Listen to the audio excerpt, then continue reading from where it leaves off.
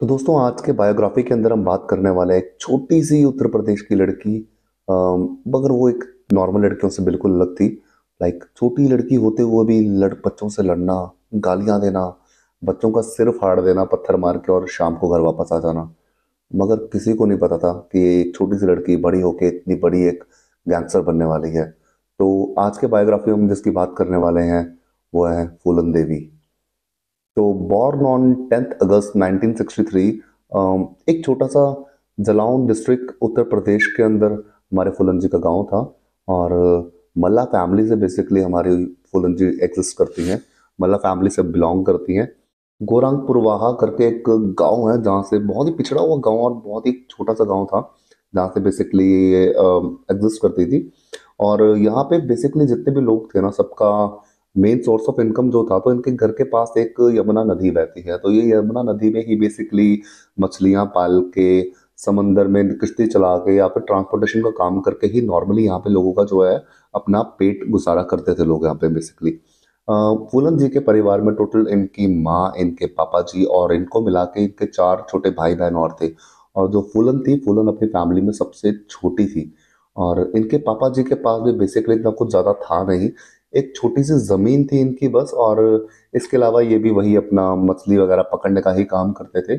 और ये छोटी सी ज़मीन भी इनके हाथ से एक्चुअली निकलती हुई दिख रही थी, क्योंकि इनके चाचा जी और इनके चाचा जी का जो लड़का था, इनसे इनका बहुत टाइम से विवाद चल रहा था इस जमीन को लेके। और धीरे धीरे करते करते करते कहीं ना कहीं इनके चाचा जी ने और उनके लड़के ने ये जमीन भी इनसे छीन ली थी, जिसके कारण इनकी बहुत ज्यादा आपस में लड़ाई होती रहती थी। और यही लड़ाई जो है ये फूलन देवी देख नहीं पाती थी।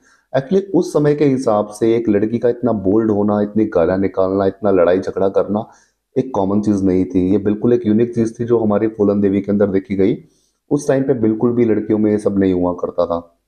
तो जब ये जमीन इनके हाथों से निकलने लगी और इनको पता लगा कि हाँ ऐसे हम लोग हार रहे हैं, ये जमीन हमारे हाथ से जा रही है, तो फूलन देवी ने क्या किया, इन्होंने पुलिस स्टेशन के बाहर जाके धरना देना शुरू कर दिया। धरना देना शुरू कर दिया, जाके अपने चाचा जी के साथ लड़ाई करी, बहुत झगड़ा हुआ इनका, गाली गलौज करी, जो कि इनके पापा को बिल्कुल भी पसंद नहीं आया। इनके पापा को ये बिल्कुल भी इनका ऐसा जो करेक्टर था, ये जो गालियां देती थी, जो लड़ाई झगड़ा करती थी, बिल्कुल भी पसंद नहीं था। और वो इनके सख्त खिलाफ थे। और इसी कारण कहीं ना कहीं इनके पापा ने इनसे तंग होके इनकी शादी जो है एक 32 ईयर्स के बुड्ढे के साथ कर दी, जिनका नाम था लाल। तो पुट्टी लाल की उम्र उस समय 34 थी और हमारी फूलन जी की उम्र उस समय सिर्फ और सिर्फ 12 साल थी। तो एक बहुत ही छोटी लड़की थी उस टाइम पे। तो 32 ईयर्स के इंसान के साथ शादी होने के बावजूद उस इंसान ने जब फूलन के घर पे पहले पहले नई नई गई, तो जबरदस्ती करी उनके साथ, जिसको हम कहेंगे यहाँ पे रेप। क्योंकि अगर किसी लड़की की खुद की मर्जी नहीं है, आप उनके साथ जबरदस्ती फिजिकल रिलेशन बना रहे हो, तो उसको रेप की कैटेगरी में ही लिया जाता है। तो वहां पे उनके साथ रेप हुआ। रेप होने के बाद उनके पास कोई ऑप्शंस नहीं थे, वो कुछ नहीं कर सकती थी। बहुत उनको टॉर्चर किया गया वहां पे, चुन्नी लाल के घर पे बहुत ज्यादा उनके साथ अत्याचार किया गया। बहुत बार ऐसा हुआ कि वो यहाँ पे तंग हो जाती, इतनी ज्यादा अपनी फैमिली के अंदर इतनी ज्यादा परेशानियों में घुट जाती थी कि वो लौट के कहीं ना कहीं अपने पापा के घर वापस आ जाती थी। मगर उनके पापा किसी ना किसी तरीके से समझा के फुसला के कुछ भी करके हर बार किसी ना किसी तरीके फुलन को वापस चुन्नीलाल के घर पे भेज दिया करते थे। मगर एक बार की बात है, जब हमारी फूलन जी अपने हस्बैंड से लड़के अपने पापा जी के घर वापस आई, तो उनके पापा ने उनके खिलाफ एक झूठी रिपोर्ट लिखा दी अपने क्लोजेस्ट थाने के अंदर, जिसके कारण फूलन जी को वहां पे 3 दिन की जेल हुई। और उन 3 दिनों के अंदर वहाँ के जो इंस्पेक्टर थे और जो वहाँ के गार्ड थे, दोनों ने मिलकर फूलन को बहुत ज़्यादा फिजिकली टॉर्चर किया। वहाँ पे रेप हुआ उनके साथ 3 दिन। और इन सब होने के बाद भी फूलन को जेल में एक कोने में बंद करके रख दिया गया। और एज बीइंग अ छोटी सी लड़की, उस समय सिर्फ 12 या 13 साल की उम्र थी फूलन की, उनका शरीर इतना कुछ बर्दाश्त नहीं कर पाया। उनके लिए टॉर्चर था एक हिसाब का, वो ये सब बर्दाश्त नहीं कर पाई और बहुत ज़्यादा बीमार हो गई। और बीमार होने के कारण उनको जेल से रिहा कर दिया गया। रिहा होने के बाद वो अपने पापा के घर वापस आई। वापस आने के बाद 20 दिन लगे उनको थोड़ा ठीक होने में। 20 दिन के अंदर वो अच्छी खासी ठीक हो गई, रिकवर हो गई ये सब अपने टॉर्मर से। और उनके पापा ने उनको वापस चुन्नीलाल के घर भेजने का डिसीजन ले लिया। तो वो अपने फूलन को लेके चुन्नीलाल के घर जा ही रहे थे। जब वो वहां पहुंचते हैं तो देखते हैं कि चुन्नीलाल वहां पे ऑलरेडी दूसरी शादी कर चुका होता है। मगर दूसरी शादी करने के बावजूद वहां पे चुन्नीलाल फूलन को एक्सेप्ट कर लेता है। और एक्सेप्ट करने के बाद उसको बहुत टॉर्चर किया जाता है, मेंटली टॉर्चर किया जाता है, फिजिकली टॉर्चर किया जाता है। नौकरों की तरह उससे रखा जाता है, दिन रात उनसे काम करवाया जाता है, और ये सब होने के बाद भी एंड ऑफ द डे उनको निकाल दिया जाता है घर से। अब एक छोटी-सी बच्ची जिसको उसके बाप ने उसके अपने घर से निकाल दिया हो, उसके हस्बैंड ने उसको अपने घर से निकाल दिया है, तो कहाँ जाएगी एक बच्ची? कुछ जगह नहीं थी उनके पास जाने के लिए। तो उनके मल्लू समाज के ही कुछ वहाँ पे बागी लोग थे उनके गाँव के, जिनको हम टेररिस्ट बोलते हैं। तो वो कुछ बागी लोग थे जो ऑलरेडी फूलन के बारे में जानते थे कि एक लड़की है फूलन नाम की, बहुत ज़्यादा मतलब ब्रेव लड़की है, किसी भी अपने हक के लिए लड़ लेती है, लोगों के साथ लड़ना झगड़ना बहुत कॉमन है इनके लिए। तो उन्होंने कहीं न कहीं उन फूलन को अपनी गैंग के अंदर शामिल कर लिया। तो उनके गैंग के अंदर एक लड़का था जिसका नाम था विक्रम। तो विक्रम के साथ फूलन का बहुत क्लोज़ रिलेशन हो गया। फूलन ने अपनी पूरी कहानी विक्रम को बताई, उनके साथ क्या-क्या हुआ है, क्या-क्या हुआ, क्या-क्या नहीं हुआ। तो कहीं न कहीं बहुत ज़्यादा अटैच हो गए थे विक्रम हमारे वहाँ पे उस टाइम फूलन जी के साथ। और ये अटैचमेंट के बाद ऐज़ बीइंग मैं आपको एक बात बताऊँ, विक्रम ऑलरेडी यहाँ पे मैरिड है, मगर कहीं न कहीं ये सब सिचुएशंस के बीच में वो लोग कह सकते हो आप एक तरह से रिलेशनशिप के अंदर आ चुके थे। तो रिलेशनशिप में आने के बाद वहाँ पे मेन उस टाइम पे जो हमारी गैंग को उस टाइम संभाल रहे थे मल्लू समाज की वहाँ पे, वो विक्रम थे। मगर इनके गैंग के एक लीडर हुआ करते थे जिनका नाम था बल्लू गुज्जर। तो 1974 की बात है, विक्रम यहाँ पे फूलन देवी को लेके साथ में जाते हैं चंबल की तरफ। चंबल पे यहाँ पे हमारे बाबुल बाबुल गुज्जर ऑलरेडी यहाँ पे ही थे, क्योंकि ये सारी गैंग जो है ये सारी बबुल गुज्जर की ही गैंग थी उस टाइम पे। विक्रम जो इनके गैंग के एक छोटे से पार्ट थे जो कि उस टाइम पे संभाल रहे थे, मगर बेसिकली जो बड़े इनका जो गैंग का कहते हैं मुखिया, तो मुखिया हमारे बाबुल गुज्जर ही थे। तो बाबुल गुज्जर के पास सारी की सारी गैंग वहाँ पे चंबल में जा 1974 में वहाँ पे जाके सारे के सारे गैंग वहाँ पे बब्बल गुज्जर को मिलती है, और मिलने के बाद वहाँ पे बब्बल गुज्जर रात को एक मौका देखते हैं जब सब लोग सो जाते हैं, गैंग में सब लोग सो गए थे उस टाइम पे, और वो जाते हैं वहाँ पे हमारी फूलन के तंबू के अंदर। बेसिकली उस टाइम पे पुराना समय है तो तंबू में लोग रहा करते थे, टेंट जिसको हम टेंट बोलेंगे। तो रात को फूलन के टेंट के अंदर जाते हैं और कोशिश करते हैं उससे गलत कुछ करने का। आप समझ रहे हो मैं क्या कह रहा हूँ। तो वहाँ पे फूलन अब थोड़ी बड़ी हो चुकी थी, ऑब्वियसली यहाँ पे 13-14 साल की बात कर रहे हैं हम, 13-14 साल की हो चुकी थी। तो वो थोड़ा चिल्लाती हैं, चिल्लाने की आवाज़ टेंट से बाहर जाने के कारण विक्रम को आवाज़ सुनाई देती है, और विक्रम भाग के वहाँ पे टेंट के अंदर आ जाता है।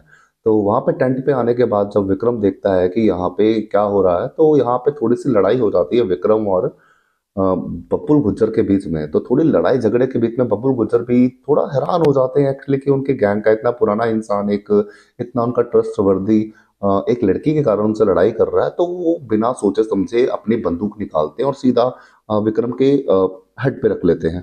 तो ये देखते हुए विक्रम भी ज़्यादा देर वेट नहीं करते हैं, वो भी अपनी गन निकालते हैं और वहीं पे शूट कर देते हैं, और शूट करने के बीच में यहाँ पे बब्बुल गुज्जर की मौत हो जाती है। तो बब्बुल गुज्जर की यहाँ पे मौत होने के बाद गैंग का जो मेन लीडर था वो विक्रम बन जाता है कहीं ना कहीं, और विक्रम को गैंग एक्सेप्ट कर भी लेती है, क्योंकि विक्रम के जो डिसीजन थे, जिस तरीके से वो गैंग को संभालता था, पूरी गैंग बहुत खुश थी उस चीज से। तो कहीं ना कहीं यहाँ पे विक्रम गैंग के लीडर बन जाते हैं। तो विक्रम और फूलन के हाथ में जब गैंग की पूरी भागदौड़ आ जाती है, यहाँ पे ना दो लोग थे एक्चुअली हमारे बप्पल गुज्जर के बहुत ज़्यादा करीबी और उनके बहुत ज़्यादा नोन दो लोग थे, जो कि एक चोरी के सिलसिले में ऑलरेडी इस टाइम जेल के अंदर थे, जेल की सज़ा काट रहे थे और उनकी सज़ा ऑलरेडी कंप्लीट हो गई थी। और जब वो जेल से बाहर आते हैं उनको पता लगता है कि बब्बल गुज्जर को ऑलरेडी किसी ने मार दिया है, जो कि विक्रम थे। विक्रम ने वहाँ पे मार दिया, और मारने का जब रीज़न पता लगता है कि एक लड़की आई है गैंग के अंदर जिसके कारण यहाँ पे बब्बल गुज्जर को मार दिया गया है, तो बहुत गुस्सा आता है उनको यहाँ पे। तो श्रीराम सिंह और नल्ला सिंह नाम के दो इंसान थे, बहुत गुस्सा हो जाते हैं उस टाइम पे कि अपने ही गैंग के लीडर को किसी ने लड़की के कारण मार दिया है। तो गैंग के अंदर एक्चुअली उस टाइम पे ना हर समाज के, हर ऊंचे नीचे समाज के, अमीर गरीब हर तरीके के लोग थे उस टाइम गैंग के अंदर। मगर ये जो हमारे श्री राम सिंह और नल्ला सिंह है, ये बहुत ज़्यादा अमीर फैमिली से बिलोंग करते थे। तो इनको जब ये चीज़ पता लगती है तो ये सीधा गैंग में जाते हैं, और यहाँ पे जाके सीधा ही विक्रम को गोली मार के विक्रम को मार दिया जाता है। और जब विक्रम मर जाते हैं तो गैंग के जो मेन लीडर होते हैं यहाँ पे बन जाते हैं हमारे श्रीराम सिंह। तो श्रीराम सिंह को गैंग का लीडर बनाने के बाद जो सबसे पहला काम किया जाता है, ये लोग एक फेक रॉबरी करने के लिए जाते हैं गाँव के अंदर। तो वहाँ पे फूलन देवी को भी साथ लेकर जाया जाता है। फूलन देवी अपनी गैंग के अंदर खुद सिक्योर फील नहीं कर रही थी उस टाइम पे, क्योंकि विक्रम मर चुके थे जिनके साथ उनकी इतने अटैचमेंट थी। और बेसिकली इस टाइम जिसके हाथ में पूरी गैंग का दामोदार था, वो एक ऐसा इंसान था जिसके साथ उनकी बिल्कुल बनती नहीं थी, तो वो अपनी ही गैंग में कंफर्टेबल फील नहीं करती थी। तो जब ये लोग एक फेक रॉबरी की तरफ जाते हैं वहाँ पे, तो वहाँ पे एक छोटी सी झोपड़ी झोपड़ी थी किसी इंसान की। उस झोपड़ी के अंदर फूलन देवी को ले जाया जाता है गलत तरीके से, और वहाँ पे हमारे श्री राम सिंह पूरे 3 हफ्ते के लिए फूलन देवी के साथ रेप करते हैं। सिर्फ श्री राम सिंह ही नहीं, गांव के बहुत से और लोग भी शामिल थे जिन्होंने पूरे 3 हफ्ते के लिए वहाँ पे फूलन देवी के साथ रेप किया। इवन जिसका वो गढ़ था, उनको ये चीज़ पता थी, उनके सामने ये चीज़ हुई है, पूरे गांव वालों को पता थी, मगर किसी ने भी वहाँ पे फूलन देवी का बिल्कुल साथ नहीं दिया, और ये चीज़ें पूरे 3 हफ्ते तक चलती रही। यहाँ पे विक्रम के कुछ नोन थे पुराने गैंग के अंदर, जिनको ये चीज़ें पता लगती हैं, तो वो कहीं ना कहीं किसी तरीके से वहाँ पे फूलन देवी को छुड़वा लेते हैं यहाँ से। और छुड़वाने के बाद जब फूलन देवी उन लोगों से मिलती है, तो वो एक चीज़ कहती है कि वो खुद की एक गैंग बनाना चाहती हैं, क्योंकि वो जानती थी कि विक्रम के भी गैंग के अंदर कुछ लोग हैं तो विक्रम को बहुत मानते हैं। तो वो कहती हैं कि विक्रम के जो नोन लोग हैं जो विक्रम को बहुत मानते थे, आप लोग उनको मेरे पास लेकर आए, हम लोग खुद की एक गैंग बनाएंगे। तो वहाँ पे फूलन देवी अपना खुद की एक गैंग बना लेती हैं, और खुद की गैंग बनाने के बाद जो सबसे पहला काम वो करती हैं, वो उसी गांव में जाती हैं अपनी गैंग के साथ, और गांव के हर एक गांव में जाके हर एक इंसान से पूछा जाता है कि अ, मुझे बताया जाए कि वो श्री राम सिंह और नल्ला सिंह कहाँ पे हैं, नहीं तो आप लोगों को मार दिया जाएगा। मगर कोई भी इंसान वहाँ पे फूलन देवी का साथ नहीं देता, और कोई भी इन दोनों के बारे में नहीं बताता है।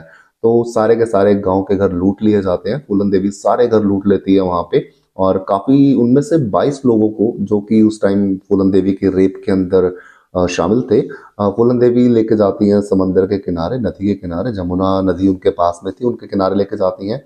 और बारी बारी हर एक इंसान से पूछा जाता है, मगर कोई जवाब नहीं देता है कि हमारे श्री राम सिंह और नल्ला सिंह कहाँ हैं। तो बारी बारी सबको 22 के 22 लोगों को फूलन देवी मार देती है। तो ये मारने के बाद उस टाइम पे हमारी जो प्रेसिडेंट थी वो थी हमारी इंदिरा गांधी जी। तो इंदिरा गांधी जी को ये बातें पता लगती हैं कि ऐसा कुछ किया गया है, 22 लोगों को मार दिया गया है। तो उनको फूलन देवी को बुलाया जाता है, फूलन देवी से कुछ क्वेश्चंस किए जाते हैं, मगर वो साफ साफ मुकर जाती है कि मुझे नहीं पता है, मैं इसमें शामिल बिल्कुल भी नहीं हूँ, मेरा इसमें कोई हाथ नहीं था। बिल्कुल क्लियर ऑफ कह देती है कि मेरा कोई हाथ नहीं है।